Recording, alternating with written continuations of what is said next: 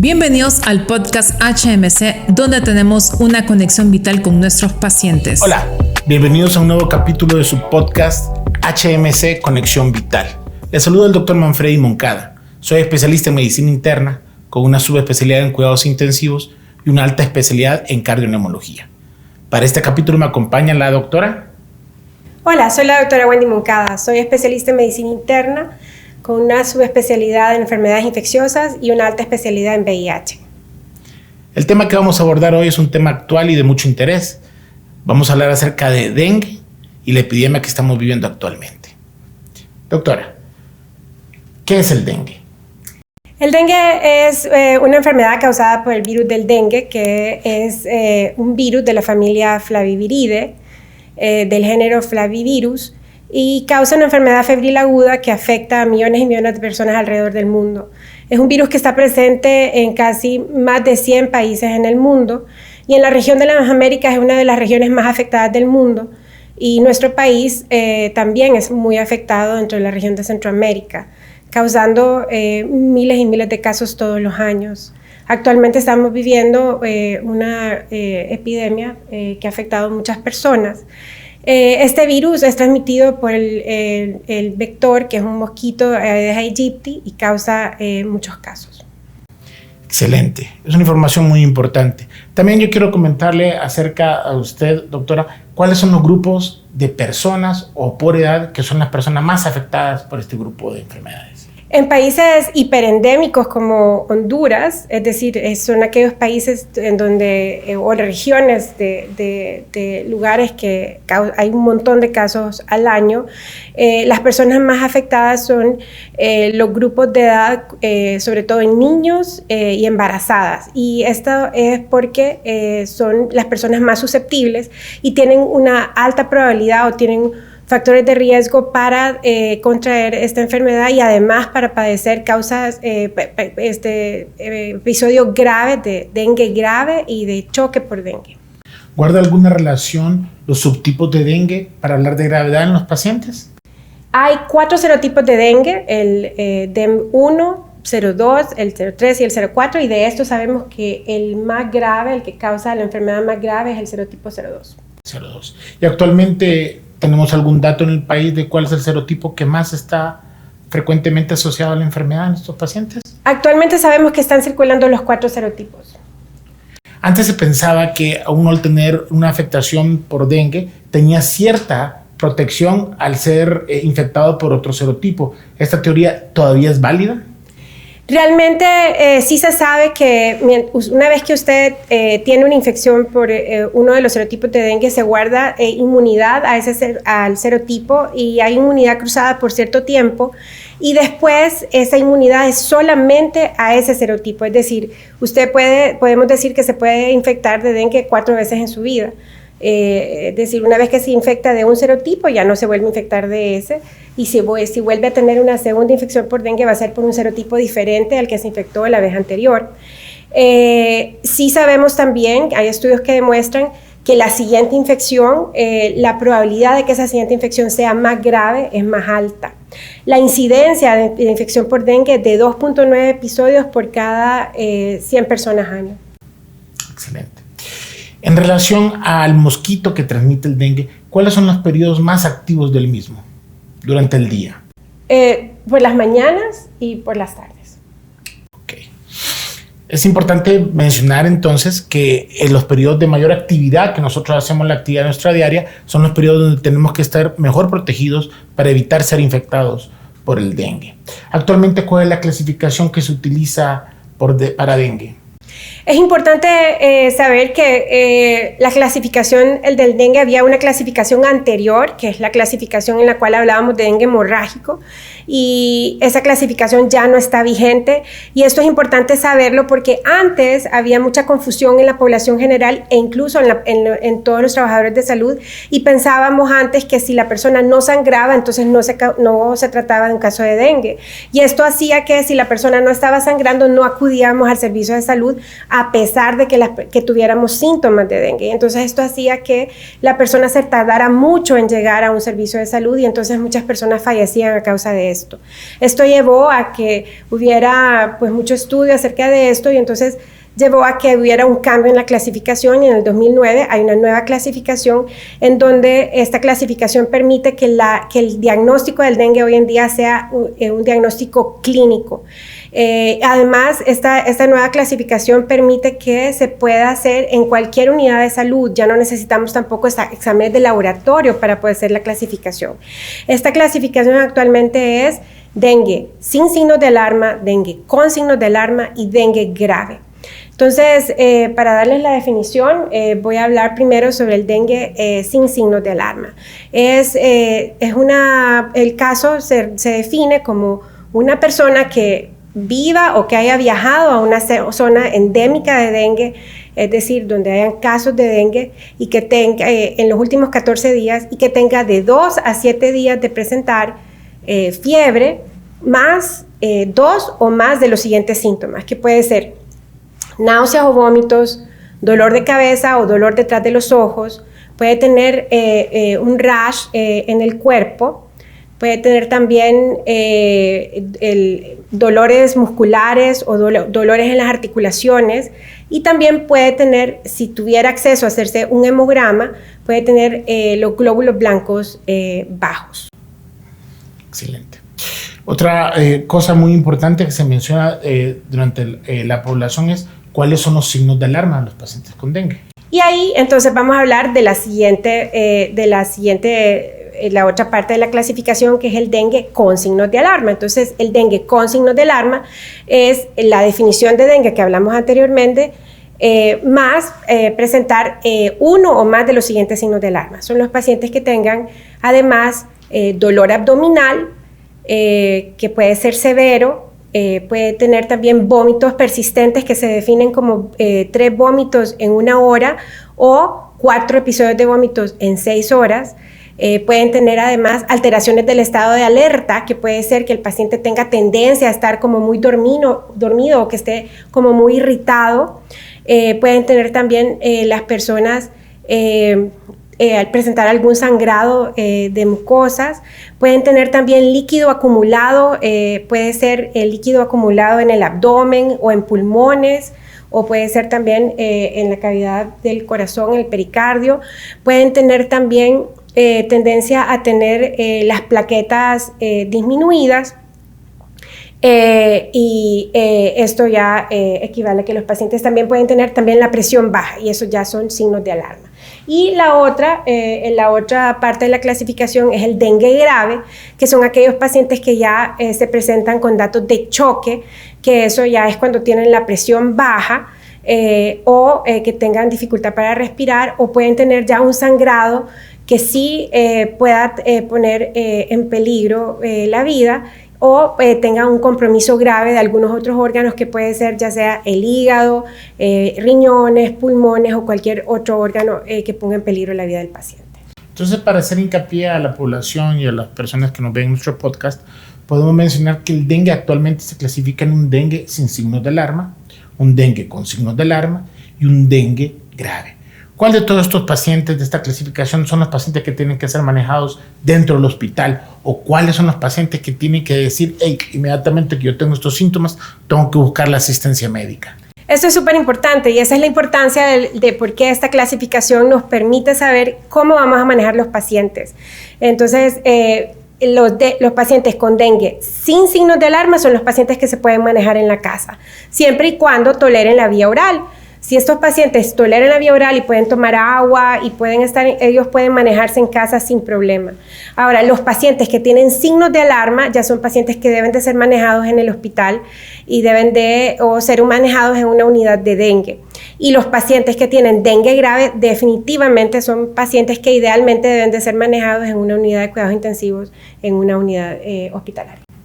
¿Cuál es la recomendación que usted le daría a la población en cuanto a un síntoma cardinal en relación a un paciente que tiene que buscar inmediatamente atención médica? No necesariamente en el hospital, sino que por consulta externa.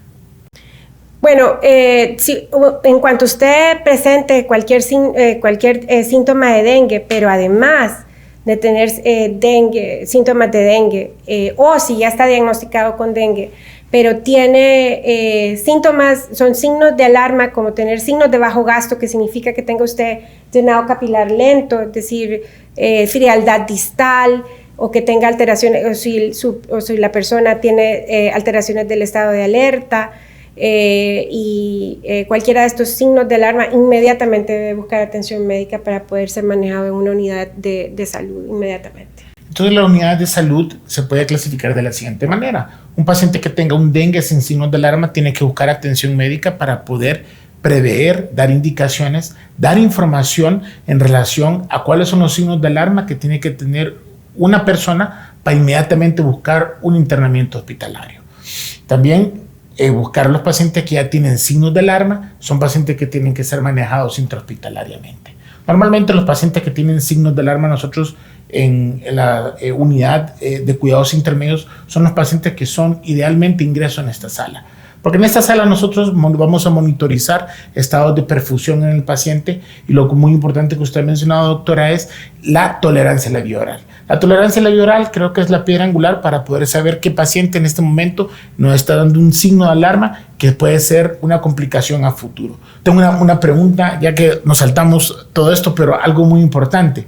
¿Cuál es el periodo de incubación del dengue? El momento de que me pica a mí el mosquito, la hembra, hasta que yo desarrolle síntomas. Bueno, ese es importante. El periodo de incubación de una enfermedad, tal como dice el doctor Moncada, el periodo de incubación es desde el momento en que lo pica el mosquito hasta el momento en que usted desarrolla el primer síntoma de la enfermedad, y el periodo de incubación de esta enfermedad es de 4 a 7 días.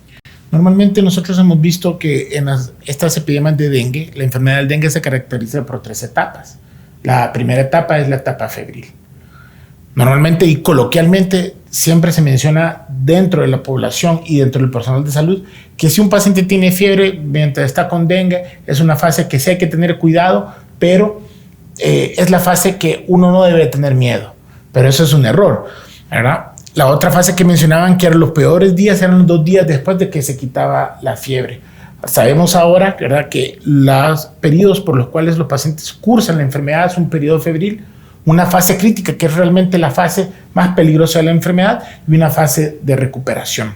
Normalmente los pacientes que tienen un dengue con signos de alarma son los pacientes que tienen que ser monitorizados de manera más corta o más inmediata su evaluación, porque son los pacientes que potencialmente pueden complicarse. Hemos visto durante todas las epidemias que hemos tenido aquí en Honduras, que ha habido un comportamiento diferente a las epidemias. Esta epidemia actualmente tiene un comportamiento muy diferente a la última epidemia que tuvimos en el 2016 y a la que fue antes de esa, que fue en el 2009. Lo que estamos viendo ahorita nosotros en esta epidemia es que el paciente más afectado, como ya lo mencionó usted, doctora, son los pacientes jóvenes. Obviamente los niños, pero en el contexto de pacientes adultos, el paciente joven, menos de 40 años de edad, o pacientes que tengan alguna enfermedad inmunológica, ¿verdad?, agregada, pacientes embarazadas y pacientes que tengan alguna enfermedad renal. Todas estas características que se mencionaron son pacientes que recomiendan la Organización Panamericana de Salud, que son pacientes que tienen que ser ingresados en el hospital independientemente si tienen un dengue sin signos de alarma. Ya cuando un paciente tiene un proceso de un dengue grave, es cuando el paciente ya pasa a una unidad de cuidados intensivos. Los pacientes que tienen un dengue grave se caracterizan, número 1, por fuga capilar. La fuga capilar nosotros lo podemos manifestar por, como lo mencionó la doctora, por salida o extravasación del líquido de nuestro espacio intravascular hacia sitios donde normalmente no tienen que estar, como en los pulmones, conocido como derrame pleural, en el abdomen, conocido como ascitis, o inclusive en la cavidad pericárdica, ¿verdad? Esto se conoce como policerositis y eso es un signo de un dengue grave. Lo otro son los pacientes que tengan sangrados, ¿verdad?, los sangrados que pongan en riesgo la vida del paciente. Y el otro son los pacientes que tengan afectación de algún órgano. Lo que estamos viendo en esta epidemia es que hay muchos pacientes con hepatitis por dengue, ¿verdad? Y se caracteriza por elevación de las pruebas de función hepática, sobre todo la de injuria hepática como las transaminasas, por encima de 1000 unidades. Y son pacientes que son pacientes potencialmente complicables. Lo que vemos en los pacientes que tienen dengue con signos de alarma es que el primer signo que a nosotros nos demuestra complicación o posibilidad de complicación es la fuga capilar. ¿Y cómo lo vamos a notar? Como usted ya lo mencionó, doctora, son los pacientes que tienen un llenado capilar que están lento, que están obnubilados, que están sin tolerar la vía oral y empiezan con datos de hipoperfusión. A veces dentro del personal de salud confundimos lo que es hipoperfusión con hipotensión y se ha visto en algunos casos que algunos pacientes llegan a complicarse porque el primer signo que nosotros presentamos, que es la hipoperfusión, no nos asusta, sino que porque vemos que el paciente tiene una presión arterial normal y realmente la afectación de la presión arterial, o sea, volverse hipotenso en nuestros pacientes, ya va en las fases muy avanzadas de un estado de gravedad. Entonces, cuando un paciente está hospitalizado, como ya lo hemos mencionado, en primer lugar tenemos que tener pendientes que el paciente tolere la vía oral. Si el paciente tolera la vía oral, es algo que a nosotros nos puede tranquilizar porque él puede mantenerse hidratado. Si el paciente ya no tolera la vía oral, tenemos que estar muy pendientes del estado de volemia del paciente y lastimosamente no tenemos ninguna medición fidedigna o un aparato que nos pueda medir a nosotros ese estado de perfusión, sino que lo tenemos mediante datos clínicos. Los datos clínicos que nosotros nos guiamos para eso es el llenado capilar, la temperatura y de la piel, y también la uresis que pueda tener el paciente, y obviamente nuestros pacientes pueden reflejar también estados que ellos presentan demasiada sed. El otro dato laboratorial que nosotros nos orienta que este paciente se esté complicando es la hemoconcentración. La hemoconcentración se define como un aumento del valor del hematócrito de más del 20% del valor normal para la edad y para el sexo del paciente, y esto es otro dato que nos está orientando que el paciente está teniendo fuga capilar. ¿Tiene algún caso usted, doctora, que nos pueda comentar de un caso de éxito en relación a un paciente que estuvo grave? Sí, hemos tenido varios pacientes, afortunadamente, que hemos manejado en el hospital en conjunto con el equipo de medicina crítica del hospital. En conjunto con infectología y con medicina interna. Afortunadamente hemos logrado detectar precisamente pacientes jóvenes. Precisamente tuvimos un caso de una paciente de 21 años que vino con un caso de dengue con signos de alarma, que tuvo incluso datos de prolongación de tiempos de coagulación, con datos de sangrado, sangrado por la orina, que estuvimos manejando en la unidad de cuidados intermedios y que hubo necesidad de pasar la unidad de cuidados intensivos y que se estuvo manejando ahí por espacio de 2 días y luego afortunadamente pasó luego a piso y se pudo ir a casa bien. Es importante el manejo en conjunto y el manejo en equipo para trabajar en conjunto para poder sacar adelante estos pacientes y sobre todo precisamente esto de que el trabajo es en equipo, no solamente el equipo médico, sino también el trabajo en equipo con enfermería también, que son las que están justo trabajando con los pacientes a primera mano y son quienes primeramente detectan estos datos de hipoperfusión en los pacientes para poder darles el manejo pertinente a tiempo. En cuanto al tratamiento, doctor, entonces solo para recapitular, el manejo entonces de los pacientes sin signos de alarma, como es una enfermedad viral, no hay un antiviral específico para darle tratamiento a los pacientes como en el caso de otras enfermedades virales. Entonces es una enfermedad febril viral autolimitada. Entonces los pacientes se manejan con tratamiento, los que se van a manejar de forma ambulatoria y que se manejan con acetaminofén para fiebre, para el dolor y para el bienestar de ellos, con abundantes líquidos vía oral, con reposo y con la vigilancia y sobre todo explicándoles cuáles son los signos de alarma y que se estén vigilando en casa por signos de alarma y se les da citas para hacerles controles periódicos para ver cómo va el control de su hemograma, para ver cómo está el hematocrítico, para ver cómo va el conteo de plaquetas y se va dando, viendo cómo va la evolución clínica de los pacientes. Ahora, los pacientes que tienen signos, que son pacientes con dengue, con signos de alarma, que se van a manejar intrahospitalariamente, ya usted nos explicó cuál es el manejo que se les da. Y en el caso de los pacientes que se manejan en unidades de cuidados intensivos, ¿Hay alguna indicación? Es una pregunta que hacen frecuentemente los pacientes, porque como a veces el conteo de plaquetas va disminuyendo, es algo como que alarma, porque vamos haciendo conteos plaquetarios, hemogramas diarios, entonces como vamos viendo que las plaquetas van disminuyendo todos los días, la pregunta que hacen los pacientes, los familiares es, ¿se le van a transfundir plaquetas a estos pacientes? Normalmente las plaquetas nosotros las transfundimos solo en las siguientes condiciones. Número 1, si tiene menos de 20,000 plaquetas, o número 2, independientemente del número de plaquetas, si el paciente está teniendo algún sangrado que pone en riesgo la vida del paciente. Esas son las indicaciones básicas que tenemos para la administración de plaquetas. Eso es algo importante de saber. De lo contrario, no hay indicación de transfusión de plaquetas ni de hemoderivados. Ya pasando una vez la fase crítica, vamos a la parte de recuperación o la fase de recuperación del dengue. ¿Cuáles son las características de los pacientes que están en fase de recuperación? Ya los pacientes que están en fase de recuperación son pacientes que ya no van a tener signos de alarma y ya no tienen signos de fuga capilar. Entonces son pacientes que ya tienen más bien datos de bienestar general, entonces son pacientes que toleran la vía oral, que tienen buena diuresis, que se sienten un poco mejor. Aunque en la fase de recuperación, cuando ya van saliendo, puede ser que empiecen ya con la fatiga. Esta es una enfermedad que muchas veces dejan a los pacientes con una etapa de fatiga que puede ser prolongada, que puede durar semanas incluso. Pero sí, ya no tienen datos de fuga capilar ni tampoco van a tener signos de alarma.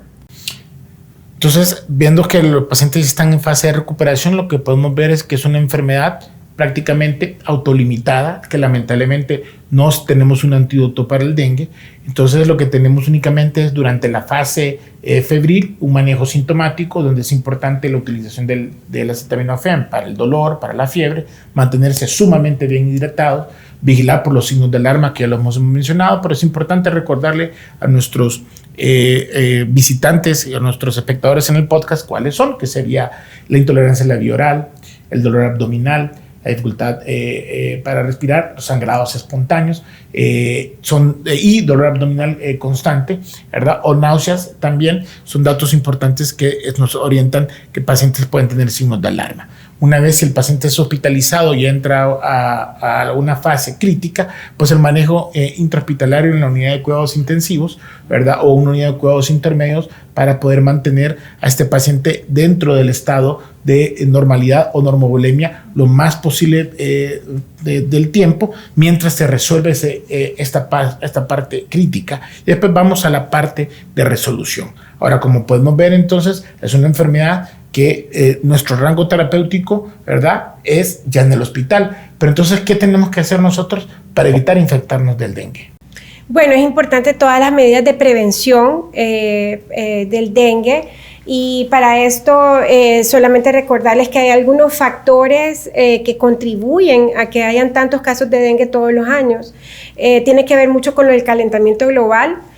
También tiene que ver con las urbanizaciones mal controladas, con la desorganización en cuanto a lo que son el desecho de los sólidos, ¿verdad? Muchas veces, si en algunos hogares, algunas veces tendemos como a acumular cosas que vamos acumulando, que decimos después lo vamos a botar o tal vez lo vamos guardando en el garaje, que vamos llantas, vamos sacando maletas y contenedores que vamos teniendo ahí, y como va lloviendo, entonces el agua lluvia se va depositando ahí. Solo recordarles que el mosquito es un mosquito peridomiciliario, le gusta vivir con nosotros porque le gusta el agua limpia, a diferencia de otros que como el de malaria, por ejemplo, pero en el caso del de dengue le gusta el agua limpia y entonces vive con nosotros en nuestra casa.